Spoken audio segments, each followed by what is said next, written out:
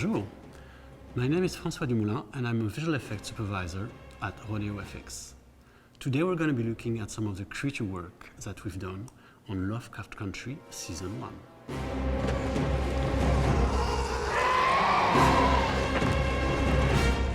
Another really exciting creature we got to do on this show was Yahima. Yahima is a character we see in episode 4, and it's probably my favorite shot in the entire season 1. Our hero character enters this abandoned pirate ship. As the heroes reach for the captain's seat, there's this mummy sitting at a table grasping a manuscript in her hand. As they come close, the hands start to move and the entire character goes back to life. Yahima's transformation happens within a single 360-degree orbiting shot around the table.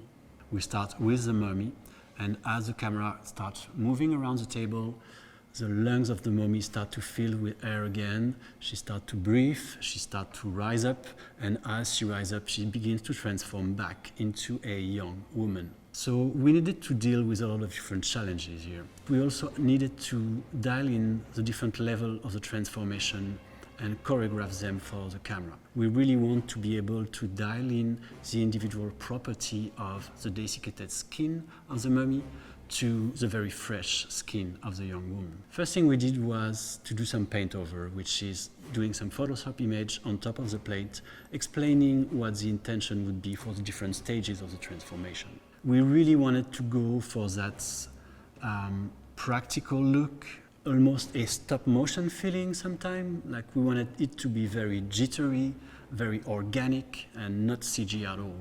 What really is interesting about the shot is the shot right before that on the mummy is practical. It's a practical dummy sitting at the table.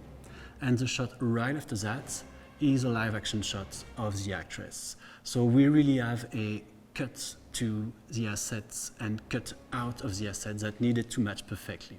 So the way we shot that sequence was we first did a series of takes with the cast and the actress playing Yahima. The actress gave us this really great performance with the different key moments, key bits of the sequence. This is where my lungs fill up with air again, this is where I start to get up, and this is where I'm finally back to my human form. And this allowed us not only to get a base for the different bits of the animation, but also make sure that the cast would have the proper reaction and eye line, because that's really important.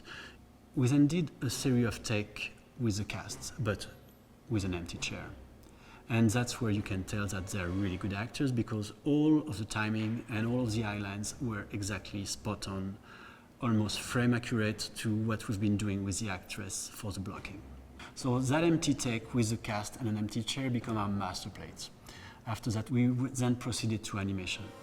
One thing that I wanted to do was to augment what the actress was capable of doing. Of course, her body was constrained by her real muscle and bones, while our mummy didn't have to be constrained by those. Once that was done, considering that the asset was so hero and close to the camera, we needed to go the entire road and do a proper simulation system for the character, which will include not only a skeleton, but a muscle system, a fat layer, skin layer, hair grooming, all of that being simulated on top of the animation.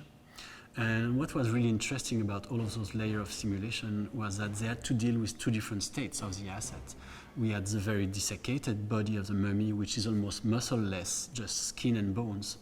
And we end up with a human, which has fat layers on top of the muscle, sliding under the skin, and this very beautiful long hair that has to evolve from very, very dry and desiccated hair. So all of those made the shot very, very challenging on the technical aspect, but the end result is very spectacular and I'm extremely proud of it. Our workload on Lovecraft Country was extremely diverse and we had a lot of creatures to create. Some of them were just used for one shot, some of them were used for an entire sequence. The diversity of them really made it a lot of fun. Thanks a lot for watching.